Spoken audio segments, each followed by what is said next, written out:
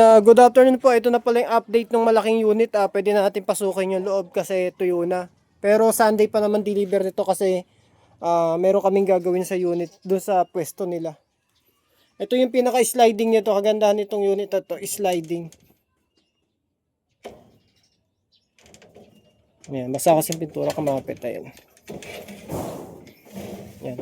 Ito yung sabi ko na itong tungtungan ng kalapate na to, ito na ibababa yan. In case na gusto nyo alisin na alis pati yun.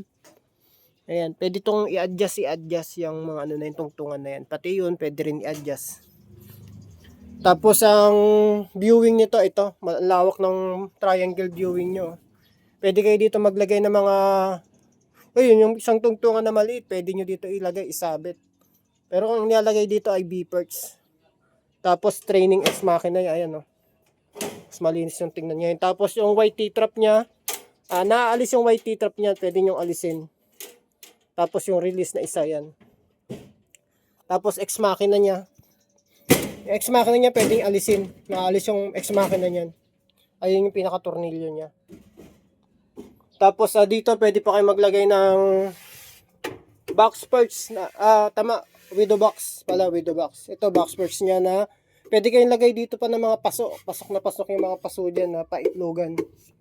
Ayan, tapos ang ginamit dito ay marine 3/4. Tapos yung pinto niya sliding.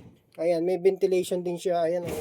Tapos yung kagandahan nito, yung baba nito ay mayroon na rin siyang ventilation. Ayan. Kagandahan ng unit ito ay collapsible assemble. Ito yung release sa baba niya, release sa baba. Tapos ay release naman sa taas. Ayan. Tapos yung pang-ibon natin na ano, kakakto. Ito na yung malaki. Sabado kaya yan, Sabado or Sunday. Tapos ito pa yung mga kay Batangas, ito yung kay Batangas na ubusan tayo ng steel matting, ayan na. Tapos yung isa nating unit na 360 viewing na 3x4x4, ito okay na ito. Tomorrow pwede na rin yan pick up. Sliding door, tapos 20 hole box parts. Yan, 20 hole box parts na sliding door. T-trap, release, tapos takip ng X ang viewing. Tapos mayroon siyang one step. Tapos ito yung mga for pick up tomorrow. Bukas ang pick up namin nasa 3 unit siguro. Ito X makina type. Tapos 20 hole box part din, sliding door. Kasi masabit na tornilyo rito, alisin nyo bukas. Tapos yung triangle viewing na ano, X makina type. Ayan.